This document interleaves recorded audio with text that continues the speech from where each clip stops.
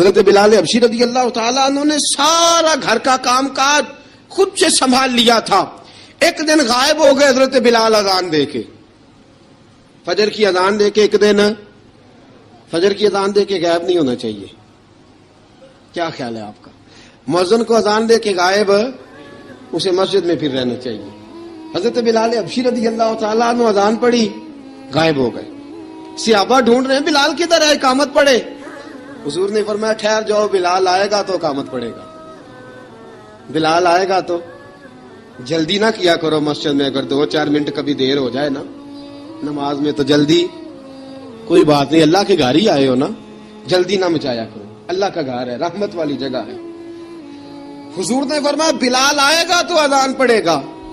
اب سب صحابہ خاموش ہیں کہ بلال جاتا نہیں, کام بھی اس کا کوئی ایسا نہیں. حضرت بلال دوڑے آئے, جلدی جلدی دوڑے آئے.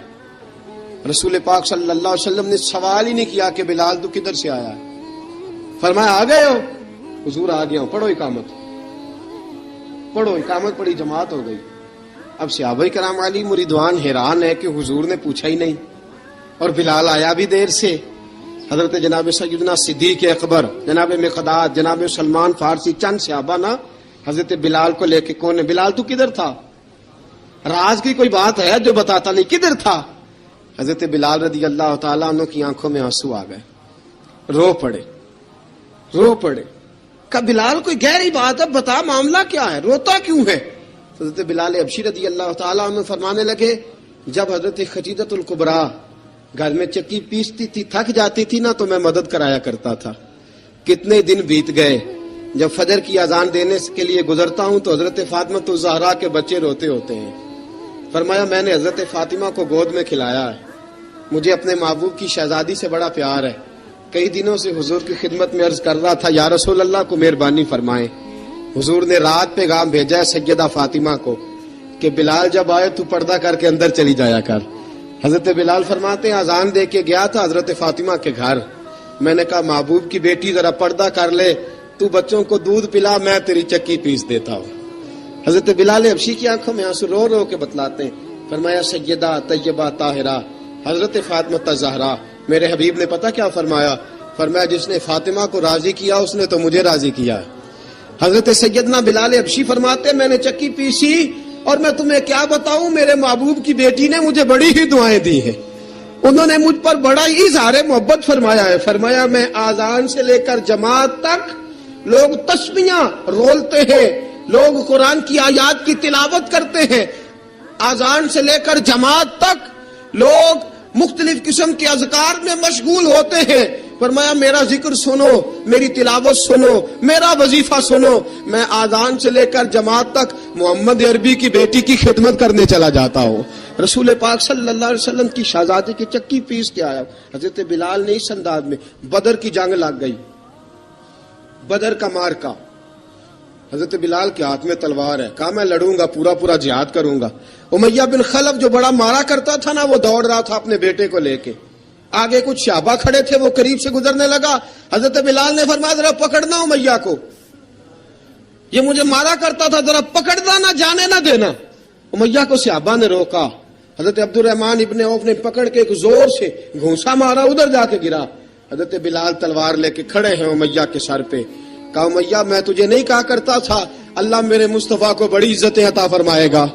میں تجھے نہیں کہا کرتا تھا کہ خدا ہمیں غلبہ دے گا؟ هو الذی ارسل رسولہ بالہدی ودین الحق لیظہرہ علی الدین کلہ. میں نہ کہا کرتا تھا کہ اللہ اس دین کو ہر دین پہ غلبہ دے گا. فرمایا دیکھ اللہ نے ہمیں عزت دے دی, دیکھ تو ذلیل کر دیا گیا. حضرت بلال نے مارا, گردن اڑا دی. حضرت ابوبکر صدیق پیچھے دیکھ رہے تھے, دوڑے ہوئے آئے, کہا بلال مبارک ہو, بلال مبارک ہو, آج تو تیرے سارے بدلے پورے ہو گئے. حضرت بلال نے سجدہ شکر ادا کیا. میرے دوستو بڑی باتیں ہیں جناب بلال کی کرنے والی.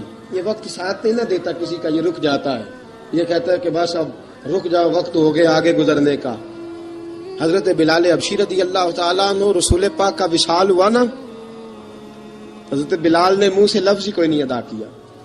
کسی نے اپنا دکھڑا کسی انداز میں سنا لیا. حضرت عمر نے کہا, جس نے کہا حضور وصال کر کے گردن اڑا دوں گا. حضرت عثمان غنی نے کہا خبردار کوئی مجھے آ کے نہ بتائے کہ مصطفیٰ وصال کر گئے. حضرت علی المرتضیٰ رضی اللہ تعالیٰ عنہ نے فرمایا نہ بھائی میرے مصطفیٰ پر تو موت آتی نہیں جس طرح آپ لوگوں پہ. سب لوگوں نے اپنے اپنے اظہار کر لیے نا. بلال نے کسی کو دکھ بتایا ہی نہیں. ایک کونے میں بیٹھ کے نا حضرت بلال اکیلے آنسو بہاتے رہے, کسی کو بتایا ہی نہیں, اکیلے روئے. ایک شخص کہنے لگا یار بلال بولتا نہیں. کہا نہ بلاؤ اسے. عصر کی نماز کا وقت ہوا نا تو وہ بلال جو کعبے کی چھت پہ بغیر سیڑھیوں کے چڑھ گیا تھا, وہ بلال جو کعبے کی چھت پہ بغیر کسی سہارے کے چڑھ گیا تھا, اس بلال کو کہا کہ بلال چڑھ ذرا آذان پڑھ مسجد کی چھت پہ چڑھ جا. حضرت بلال کئی بار چڑھے اور کئی بار گرے, کئی بار چڑھے اور کئی بار گرے. حضرت بلال حبشی رضی اللہ تعالیٰ نے آواز دی, کہا سلمان میری مدد کرنا, میری مدد کرنا, اب مجھ سے چڑھا نہیں جاتا, اب مجھ سے جایا نہیں جاتا. جناب سلمان فارسی نے بھی سوال نہیں پوچھا کہ بلال تو بیمار ہے, یہ نہیں پوچھا. حضرت بلال کو 2-4 صحابہ نے اٹھایا, چھت پہ پہنچایا. بلال نے اذان شروع کی. جب کہا نا اللہ اکبر اللہ اکبر, وہ آواز جس میں بڑا سوز ہوتا تھا, بڑی درد, بڑی بلندی ہوتی تھی, بڑا جوش خروش ہوتا تھا, آج وہ آواز دب گئی. جب بلال نے کہا نا اشہد ان لا الہ الا اللہ, حضرت بلال رضی اللہ تعالیٰ عنہ نے تھوڑی دیر روک کے سانس لیا. جب کہا نا اشہد ان محمد الرسول اللہ, جو سارے چپ کھڑے تھے نا ان میں سے ایک بابا رو پڑا, جس کا نام ابو بکر صدیق تھا. جب حضرت ابو بکر صدیق کی آنکھ میں آنسو آیا تو حضرت بلال چھت کے اوپر زمین پہ گرے, زمین پہ گرے اور کہا ابو بکر یہ ڈیوٹی کسی اور کی لگا دے, یہ ڈیوٹی کسی اور کی لگا دے, اب میری روح اجازت نہیں دیتی, مصطفیٰ کریم کے بعد مجھ سے اذان نہیں پڑی جائے گی. آپ نے واقعہ سن رکھا ہے کہ ایک بار صحابہ نے بلایا, دوبارہ آئے, حضور خواب میں ملے, کہا بلال تو آتا کیوں نہیں.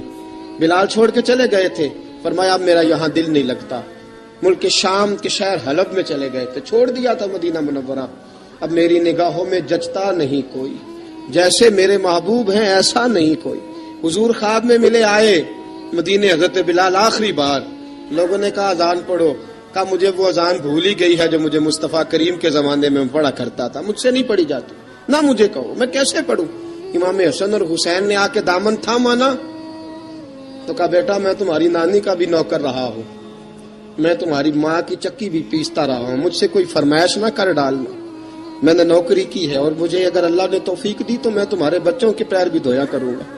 لیکن امام حسن رضی اللہ تعالیٰ انہوں نے فرمایا بلال ایک بار تو اذان سنانی پڑے گی. سنائی بلال نے اذان. کوئی گھر مدینے میں ایسا نہیں تھا جہاں سے رونے کی آواز نہ آئی ہو. حضرت عمر فاروق رضی اللہ تعالیٰ عنہ اپنے زمانے میں شام گئے تو جناب بلال حبشی رضی اللہ تعالیٰ عنہ سے کہا کہ اذان پڑھو. حضرت بلال نے فرمایا میں پڑھ ہی نہیں سکتا. بڑی ہمت کے بعد اذان پڑھی اور جناب بلال نے کہا تم اگر روئے نہ تو میں اذان پڑھوں گا. رونا نہ, وعدہ لے لیا. حضرت عمر تو نہ روئے لیکن معاذ ابن جبل نے رونا شروع کر دیا. جب معاذ ابن جبل روئے تو پھر عمر بھی روئے, جب عمر روئے تو پھر بلال بھی روئے. وہ اذان اشہد ان لا الہ الا اللہ تک گئی. رسول پاک کے بعد پھر اذان اس سے آگے بڑھ نہ سکی. حضرت بلال کا وقت وصال آیا. حضرت ابو درداء کے داماد تھے جناب بلال حبشی. حضرت ابو درداء بہت معتبر صحابی ہیں, ان کی بیٹی حضرت بلال کے گھر میں تھی. حضرت بلال کا وقت وصال آیا تو آپ کی بیوی کہنے لگی بڑے افسوس کی بات ہے, آپ بچھڑ رہے ہیں. فرمایا افسوس نہ کر, مجھے مبارک دے, میں آج بچھڑوں گا تو جا کے رسول پاک سے ملاقات کروں گا. حضرت بلال حبشی نے, میرے دوستو, غریب آدمی تھے نا, مال تو زیادہ نہ دے سکے لیکن انہوں نے خدمت اس طرح کی. آپ میں کھنگالتا رہا کتابیں, 28-29 کتابیں میں نے کھنگالی اس ہفتے میں حضرت بلال پر. حضرت بلال کا دعویٰ ہی کوئی نہیں. پوری کتابوں میں, پوری سیرت میں کہیں کوئی دعویٰ ملتا, کہیں نہیں کہا میں نے یہ خدمت کی ہے. یہ دعویٰ حضرت بلال کا دعویٰ, میں غور کرتا رہا اس بات پر کہ سب لوگ دعویٰ کر لیتے ہیں نا, بعض صحابہ کے دعوے ملتے ہیں کہ ہم نے فلاں موقع پہ خدمت کی تھی, بلال بدر میں, بلال احد میں, بلال خندق میں, بلال فتح مکہ میں, بلال نے ساری خدمتیں اپنے سر. لیکن بلال کا دعویٰ, حضرت بلال نے اپنے منہ سے ایک بار بھی نہیں کہا میں نے یہ خدمت. عشق بہت کیا.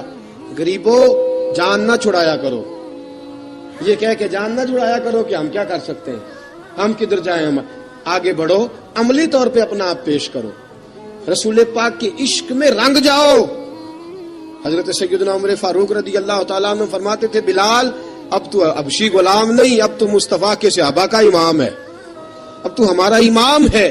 جناب بلال حبشی رضی اللہ تعالیٰ عنہ کی زندگی بتلاتی ہے کہ غریب اگر آئے اور اپنے آپ کو رنگے رسول پاک کے رنگ میں تو وہ اتنی خدمت کر سکتا ہے، اتنی خدمت کر سکتا ہے کہ کوئی تاریخ بھی حضرت بلال کو چھوڑ کے مکمل ہو سکتی نہیں.